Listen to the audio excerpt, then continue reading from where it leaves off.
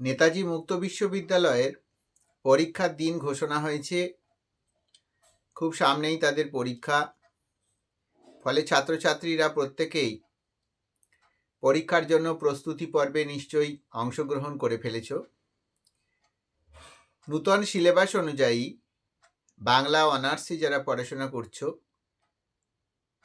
যাদের তৃতীয় বর্ষ অর্থাৎ 5 এবং 6 নম্বর সেমিস্টারের এবারে পরীক্ষা দেবে, তাদের পড়ানো হয় এরকম একটি গল্পের নাম হলো মহাকালের খাঁড়া, যার লেখক হচ্ছেন কায়েস আহমেদ। গল্পখানি শুধু নেতাজি মুক্ত বিশ্ববিদ্যালয়ে নয়, কলকাতা বিশ্ববিদ্যালয়ে যারা বাংলা অনার্স পড়ে তাদেরও 5 নম্বর সেমিস্টারে অপশনাল পেপারে এই গল্পটি পড়ানো হয়। তাই গল্পটি নিয়ে আমি একটু বিস্তৃত আলোচনা করব। আর যেহেতু পরীক্ষা সামনাসামনি, তাই শুধু আলোচনা নয়, আলোচনার থেকেও কিভাবে প্রশ্ন আসতে পারে বা কি প্রশ্নটা খুব ইম্পর্টেন্ট, যে প্রশ্নটার উত্তর তোমরা কিভাবে দেবে বা কি বলবে, আমি সে কথাই এখানে ঘোষণা করব। তোমরা একটু মন দিয়ে শুনলে আশা করি বিষয়টা বুঝতে পারবে এবং সহজে প্রশ্নের উত্তর দিতে পারবে। প্রত্যেক ছাত্রছাত্রীকে জানাই শিক্ষানুরাগী অভিনন্দন। আশা করি তোমরা ভালো আছো এবং পড়াশোনার সাথে যুক্ত আছো। তো আজকের যে গল্প আলোচনা সেটা হলো মহাকালের খাঁড়া। এখন কথা হলো মহাকাল অর্থাৎ এই সময়ের ধারা। খাঁড়া আমরা জানি একটা অস্ত্র, ধাতব অস্ত্র, যে অস্ত্রখানি মূলত আমরা চিনি এখন দেবী কালী বা মা কালীর হাতে থাকে। এখন সেই অস্ত্রটির দ্বারা ধর্মীয় গ্রন্থ অনুসারে হয়তো আমরা জানতে পারবো যে সমাজের মধ্যে বা জগতের মধ্যে যে অকল্যাণ, যে খারাপ কাজ, সেটাকে নিধন করবার জন্যই হয়তো দেবী মায়ের হাতে এমন অস্ত্রটি থাকে। আজকে সমাজের মধ্যে মানুষ যেভাবে কুৎসিত আচরণে মেতে উঠেছে, সেই কুৎসিত আচরণ থেকে মানুষকে সরিয়ে আনতে গেলে যে শাস্তির নিধন বা শাস্তির বাণী তাদের জন্য ঘোষণা করা উচিত, সেই শাস্তি আজ হয়তো ঐশ্বরিকভাবে বা ধর্মীয়ভাবে মানুষের কাছে আসছে না। মানুষ আজকে প্রচণ্ড স্পর্ধাশীল। মানুষ আজকে ধর্মকে তুচ্ছ করে দেখে। মানুষের কাছে বর্তমানে অর্থ, লোভ, লালসা এটাই বড় কথা। নিজের স্বার্থ ভিন্ন অন্য কোনো দিকে প্রায় তাকাতেই পারে না। এই মানুষের সংখ্যা যখন সমাজে বেড়ে উঠেছে, তখন সমাজ ধ্বংসের পথে আস্তে আস্তে করে এগিয়ে যাচ্ছে। এখন দেবতাদের ক্রিয়াকর্ম সাধনের মধ্যে যদি মানুষের এই আচরণ পরিবর্তনের সেই যুগের বা পুরাণের কথা অনুযায়ী সত্য হয়, তাহলে আজকের মানুষ যারা সমাজে সত্যি মঙ্গল চায়, যারা সমাজের ভালো চায়, তাদের কাছেও নিশ্চয়ই এই সমাজের পবিত্রতা ডেকে আনবার একটা প্রবণতা থাকবে। তাই সাহিত্যিকরা তাদের সাহিত্যের ধারাতে বা কলমের খোঁচায় মানুষের চরিত্র যাতে পরিবর্তিত হয়, মানুষ যাতে সংশোধিত হয়, তার প্রচেষ্টা নিশ্চয়ই করেন এবং করবেন। সেরকম একটি প্রচেষ্টা উদ্যত গল্প আমরা এখানে বলতে পারি এই মহাকালের খাঁড়া গল্পখানি। এটি হুগলি জেলার একটি আঞ্চলিকতাকে কেন্দ্র করে একটি নির্দিষ্ট অঞ্চলের পরিসংখ্যান বা মানুষের জীবনবৃত্তিকে কেন্দ্র করে গল্পটি রচিত, এবং গল্পকার নিজেও সেই অঞ্চলে বসবাস করতেন বলে সেই অঞ্চলের পরিসংখ্যানকে তিনি ভালোভাবে চেনেন। ফলে সেই অঞ্চলের মানুষের একটা সময় বা একটা পরিস্থিতিতে একটা জীবিকা ছিল, সেটা হচ্ছে যে চোলাই মদ তৈরি করা এবং সেই মদের মধ্যে দিয়ে জীবিকা অর্জন করা বা সেই অর্থবান হয়ে ওঠা। সেইটা হয়ে উঠতে গিয়ে ভরত কোলে নামক একজন চরিত্র এই গল্পের, সে কতটা খারাপ কাজ করেছে এবং লোভ লালসা তাকে কতটা ঊর্ধ্বপরি নিয়ে গেছে, আর তার বিনিময় হেতু কিভাবে তার ছেলের প্রাণ অকালে বিসর্জন দিতে হয়েছে, তার একটা পরিবৃত্ত আমরা এই গল্পের মধ্যে দেখতে পাই। আমি গল্পটার সম্পর্কে একটা প্রশ্ন তোমাদেরকে করতে বলবো। সেই প্রশ্নটা করলেই আশা করি যে কোনো প্রশ্ন দিক না কেন তোমাদের পক্ষে লেখা সম্ভব হবে। সেটা হলো, কিভাবে মানুষের প্রতিশোধ স্পৃহা মহাকালের খাঁড়া গল্পে প্রতিফলিত হয়েছে তা নিজের ভাষায় লেখো। তোমরা এই প্রশ্নটি করতে পারো। এছাড়াও কিভাবে মহাকালের খাঁড়া গল্পের নামকরণের সার্থকতা প্রকাশ পেয়েছে সেটা তোমরা এই প্রথমে যে প্রশ্নটা বললাম এই প্রশ্নটা করলেই এর সঙ্গে এই উত্তরটা একটু অ্যাডজাস্ট করে দিলেই করতে পারবে। যাই হোক, সব মিলিয়ে যে উত্তরটি তোমাদের করা উচিত, আমি এখন সেই উত্তরটির কথা তোমাদের বলবো। তোমরা যদি সেই উত্তরটা শুনে মনে রাখতে পারো তাহলে তোমাদের লেখা আর কোনো প্রয়োজন নেই, বা পরীক্ষার হলে তোমরা অনায়াসে সেই উত্তরটি লিখতে পারবে। তো যেটা আমি বলছিলাম সেটা হলো যে মানুষ লোভের বশবর্তী হয়ে নিজে একবারও পরের কথা চিন্তা না করে, সমাজের কোনো মঙ্গল সাধনের দিকে না তাকিয়ে শিশুকাল থেকে ভরতকোলে বা তার যৌবন বয়স থেকে সে পাপাচারিতায় নিমগ্ন হয়েছে। একসময় যেখানে চাকরি করে জীবিকা অর্জন করত সেখানেই চুরি করেছে। কোনো মতে জেলের হাত থেকে নিস্তার পেয়েছে বটে, কিন্তু তার সেইখানে চাকরি আর থাকেনি। সেখান থেকে এসে সে একটা একটা করে অবৈধ ব্যবসার সঙ্গে যুক্ত হয়েছে। একসময় সে বাড়ির পাড়ার একজন অধিবাসীর সঙ্গে সংযুক্ত হয়ে রেলের ওয়াগনের মালপত্র, অর্থাৎ রেলগাড়ি বা মালগাড়িতে যে মালপত্র বহন করা হয় সেখান থেকে ভেঙে চুরে মানুষ লুটপাট করতো একটা সময়। সেই লুটপাট করা মানুষগুলোর সম্পদগুলো এরা কম পয়সায় কিনে অন্য জায়গায় বেশি দামে বিক্রি করে প্রচুর পরিমাণে মুনাফা অর্জন করতো এই ভরতকোলের মতো মানুষ। তো তারা তাদের সেই কর্মসাধনের মধ্যে দিয়ে যে বিকৃত অর্থ উপার্জন করেছে, সেই অর্থ কিন্তু যারা জীবনের ঝুঁকি নিয়ে রেলগাড়ি ভেঙে মালপত্র চুরি করতো তারা কিন্তু তার অংশ পেত না। ফলে ভরতকোলেদের মতো মানুষগুলোর দুতলা তিনতলা বাড়ি হয়েছে, সান বাঁধানো পুকুর হয়েছে, জমি হয়েছে, ব্যবসা হয়েছে, কিন্তু এই গরিব মানুষগুলোর সেই নুন আনতে পান্তা ফুরোয় অবস্থা। সমাজের মধ্যে একটা শ্রেণী প্রচণ্ড পরিশ্রম করে কিংবা শিক্ষা লাভ করে তার সত্ত্বেও যখন কোনো জীবিকা অর্জনের পথ খুঁজে পায় না, তখন বিপদগামী মানুষ যখন এরকম বেড়ে ওঠে, তাই সমাজের একটা শ্রেণী বিদ্রোহী হয়ে ওঠে। সেরকমই একটা বিদ্রোহ বা শ্রেণী সংগ্রামের রূপ আমরা এই গল্পের মধ্যে দেখতে পেয়েছি।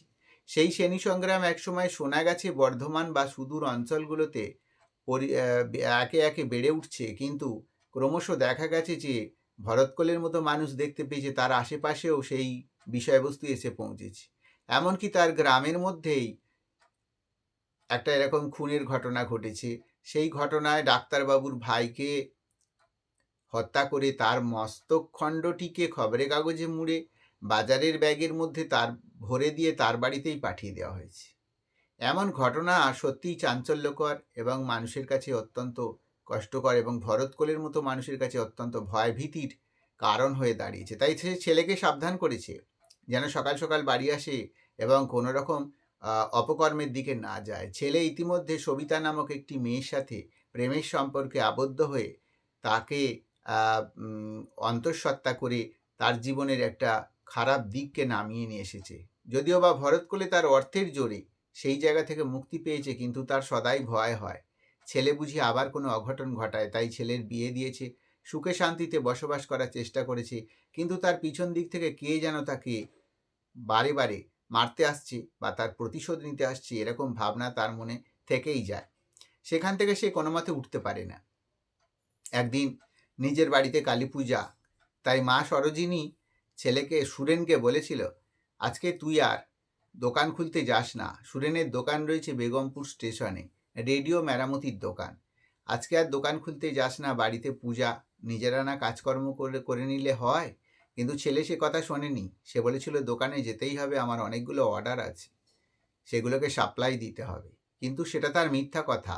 সেদিন সে বন্ধুবান্ধব নিয়ে মজা করবে, সেদিন বন্ধুবান্ধব নিয়ে সুরাপান করবে, মদ্যপান করবে, আনন্দ করবে, ফুর্তি করবে, এমন অভিপ্রায় তার ছিল।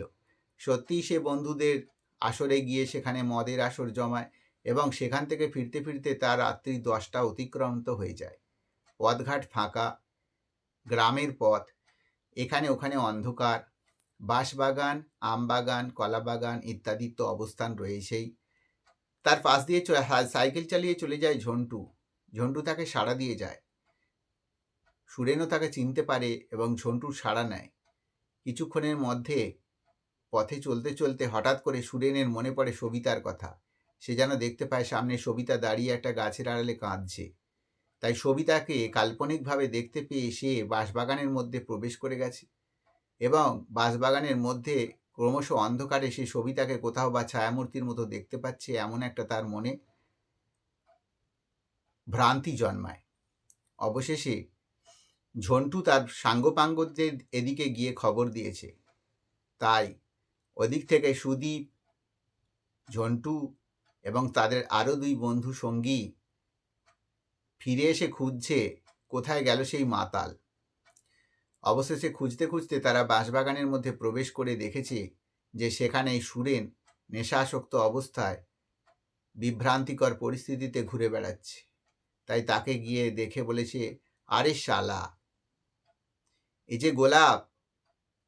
তা বলে তাকে সম্বোধন করে তার দিকে 4টে ছুরি যখন বের করেছে, তখন সুরেনের নেশা গেছে ঘুরে।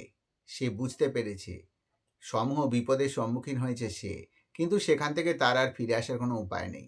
সে যখন পিছন দিকে বাঁচাও বলে পালিয়ে যাবার চেষ্টা করেছে, তার পিঠে পড়েছে একটা অস্ত্রের কোপ, আর সেই কোপের আঘাতে সে লুটিয়ে পড়েছে, কিন্তু তাতে তার মৃত্যু হয়নি। তখন সে তার এই চেনা পরিচিত মুখগুলোকে বলেছে, আমাকে মারিস না, আমার স্ত্রী বাচ্চা হবে। এ কথাটি সে কেন বলেছিল, কী কারণে বলেছিল, সেটা সত্যিই করে এই লেখকের কাছে শুধু নয়, পাঠকের কাছেও অত্যন্ত সন্দেহের বা অত্যন্ত আকাঙ্ক্ষার। আর তার পরিণতি হিসেবে এই 4 জন উন্মত্ত যুবক তার সুরেনের পুরুষাঙ্গটিকে কেটে নিতেও দ্বিধা করেনি, এবং সেটিকে একটি কঞ্চির আগায় লাগিয়ে মৃত সুরেনের দেহের 2 পায়ের মাঝখানে সেটাকে পুঁতে দিয়েছিল। অবশেষে সুরেনের গলা কেটে তারা হত্যা করে এবং সেখানে একটি বাজি ফাটিয়ে সেখান থেকে তারা চলে যায়। আর তার বুকের উপরে একটি কাগজে লেখা তারা ফেলে রেখে যায় যে এই মরণ চলতেই থাকবে বা এই খুনের অবস্থান চলতেই থাকবে, এইরকম একটি কথা, যেটার মধ্যে দিয়ে একটা বিপ্লবাত্মক বাণী প্রকাশ পেয়েছে এবং তাদের নিজেদের ইচ্ছা অনিচ্ছা বা তাদের যে প্রতিহিংসা, তাদের যে প্রকাশ, তারা কি করতে চায় বা ইতিমধ্যে যে ঘটনাগুলো ঘটেছিল তাদের সঙ্গে সম্পর্কিত, এরকম একটা ভাবনা তারা ফেলে রেখে যায়। সুতরাং গল্পখানির মধ্যে আমরা দেখতে পেলাম ভরতকুলের মতো মানুষ, যার একমাত্র সন্তান সুরেন, তাকে সে আজকে হারালো। তাই ঊর্ধ্বশ্বাসে যখন মৃতদেহ তার বাড়ির সামনে নিয়ে গিয়ে সকলে হাজির করেছে, ঊর্ধ্বশ্বাসে এই লোকটি পাগলের মতো কাঁদতে কাঁদতে এসে মা কালীর চরণে পড়েছে আর বলেছে, মা, আমি মহা পাপী, তাই আমাকে নিলি না কেন মা, ইত্যাদি ইত্যাদি। যা হয় সাধারণত মানুষের মধ্যে, নিজের অপরাধ, নিজের অসহায়তা মানুষ একসময় বুঝতে পারে, কিন্তু যখন বুঝতে পারে তখন সে যে হাতের ঢিল ছুঁড়ে দিয়েছে তা তো আর ফিরিয়ে নেওয়া যায় না। যে অপরাধ সে করেছে, যে অন্যায় সে করেছে, তা তো ফিরিয়ে নেওয়া যায় না। সুতরাং এই গল্পের মধ্যে যে প্রতিশোধ স্পৃহা আমরা দেখলাম, লেখক যে শিক্ষা আমাদেরকে দিয়ে গেল, তার মধ্যে দিয়ে আমরা অবশ্যই বলতে পারি যে এই গল্পের মাধ্যমে একটি বার্তা সমাজের মধ্যে প্রকাশ পায়। শুধুমাত্র অসামাজিক কর্মের মধ্যে দিয়ে জীবনকে তাৎক্ষণিকভাবে সৌন্দর্যের স্তরে নিয়ে যাওয়া যায় বটে, আনন্দের স্তরে নিয়ে যাওয়া যায়, কিন্তু কখনোই জীবনকে চিরশান্তির আসরে স্থান দেওয়া যায় না। তাই মানুষের মঙ্গল করা, অপরের হিত সাধন করাই মানুষের জীবনের প্রধান ব্রত হওয়া উচিত। অন্ততপক্ষে হিত না করতে পারলেও অহিতর হাত বাড়ানো উচিত নয়। ভরতকুলে নিজে কোনোদিন মদ্যপান করেনি, কিন্তু সে মানুষের মদ্যপান করা বা সুরাপান করার ব্যবস্থা করে দিয়েছে যথাযথ। ফলে অনেক অসহায় সংসার হয়তো একদিন বিচ্ছিন্ন হয়ে গেছে, তাদের সংসারের পরিবৃত্ত নষ্ট হয়ে গেছে। তার জন্য দায়ী এইরকম পাপী অপরাধী ব্যবসায়ীগণ, যারা কিনা অসৎ ব্যবসার মধ্যে দিয়ে মানুষের জীবনের ক্ষয়ক্ষতিকে ভুলে গিয়ে কেবলমাত্র নিজেদের অর্থের পর্বত শৃঙ্গ গড়ে তুলতে চায়। তাই গল্পের নামকরণের দিক থেকে যদি আমাদের কোনো প্রশ্ন আসে, আমরা এই যতক্ষণ যা কথা বললাম এরপরে আমরা বলতে পারি। সুতরাং গল্পের নামকরণের দিক বিচার করতে গেলে এ কথা আমরা বলতে পারি, মহাকালের খাঁড়া। সুতরাং সময়ের অতিবাহিতের সাথে সাথে, সময় যখন অতিবাহিত হয়, আমাদের একটু একটু করে স্তরে স্তরে করে যে অপরাধ, যে পাপ জমায়িত হয়, সেই পাপের পর্বত কিন্তু একদিন ধূলিসাৎ হয়, ভেঙে পড়ে। আমরা তার গোড়াটিকে মজবুত করার জন্য যদি মানুষের মঙ্গল সাধন করি, আমরা যদি সাধারণ জীবনযাপনের পাশে প্রত্যেক মানুষের কথা ভাবি এবং অসহায় মানুষগুলোর দিকে সাহায্যের হাত বাড়াতে পারি, তাহলে হয়তো আমাদের এই দুর্বল পর্বতটি হুড়মুড় করে ভেঙে পড়ে না। সুতরাং মহাকালের খাঁড়া অর্থাৎ দেবদেবীরা বা ঈশ্বর প্রদত্ত পৌরাণিক যে ঘটনা, সেই ঘটনার মধ্যে দিয়ে যেমন সমাজের কুৎসিত দিকটিকে নষ্ট করার জন্য পৌরাণিক মতে দেবদেবীদের একটা অবস্থান ছিল এবং তারা সেইখান থেকে সমাজকে কলুষিত মুক্ত করেছিলেন, তেমনিভাবে আজকে সমাজের কতগুলো যুবক তারা দায়িত্ব নিয়ে সমাজের মধ্যে যে সমস্ত মানুষগুলো বর্তমান দিনে কুপন্থাকে অবলম্বন করছে তাদেরকে বিনাশ করে সমাজকে পরিশ্রুত করার যে দায়িত্ব নিয়েছে, সেই দায়িত্ব হেতু গল্পখানির ইঙ্গিতবাহী নামকরণ মহাকালের খাঁড়া হয়েছে। সেদিক থেকে গল্পের নামকরণ খানিক সার্থক হয়েছে বলা যেতে পারে। এই ছিল আমার গল্পের বিষয়বস্তু, ব্যাখ্যা এবং প্রশ্ন কেমন হবে বা প্রশ্নের উত্তর তোমরা কেমনভাবে লিখবে তার আলোচনা। আশা করি তোমরা পরীক্ষার সময় এই বিষয়বস্তুটি তোমাদের কাজে লাগবে। তোমরা কমেন্টস করে জানিও তোমাদের সত্যিই কোনো উপকারে এই বিষয়গুলো আসছে কিনা বা আমার আলোচনা তোমাদের কোনো কাজে লাগছে কিনা। তাতে করে আমি আরও বেশি ভিডিও করবার জন্য উৎসাহী হব বা নতুন নতুন ভিডিও করবার দিশা খুঁজে পাবো। এই বলে আজকের ভিডিও শেষ করলাম। তোমরা সকলে ভালো থেকো।